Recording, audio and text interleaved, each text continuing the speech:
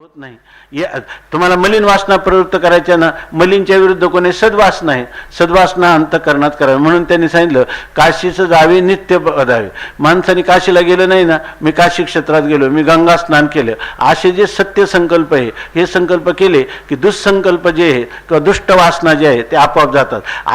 आपण याच्या हाळीत आपला बराचसा काळ जातो किंवा शक्ती खर्च होते। कोण मी इतका प्रयत्न करतो, प्रयत्न दुसरे करत असतो आणि तरी सुद्धा माझ्या अंतःकरणातून हे काम करूत का जात नाही याची फार चिंता रात्रंदिवस त्याला लागते। आणि या चिंतेने काय होत नाही, उलट त्या कामक्रोधाधिकांचा प्रतिबंध किंवा संस्कार हा अंतःकरणात अधिक दृढ होतो। म्हणून आपली जी वैदिक सनातन परंपरेची जी संस्कृती आहे ती हे निगेटिव्ह थिंकिंग सांगत नाही, कोणती सांगते, पॉझिटिव्ह थिंकिंग सांगते, ज्याला सकारात्मक पद्धती। आपण एखाद्या काच पात्रातलं हवा काढायची म्हटलं तर आपल्याला काहीच अवघड नाही, कोणती मशीन शोधायची नाही, ग्लासभर पाणी घ्यायचं आणि त्याच्यात टाकायचं, ती हवा आपोआपच निघून जाते, आहे की नाही। तशा आपल्या अंतःकरणवृत्तीचा प्रवाह परमात्म्याच्या दिशेने प्रवाहित केला, प्रत्येक उत्पन्न होणारी जी अंतःकरणवृत्ती आहे ती परमात्म्यालाच विषय करते। याच्यासाठी अभ्यास करा, काम क्रोधाची निवृत्ती करण्यासाठी वेगळा अभ्यास करण्याची आवश्यकताच राहत नाही।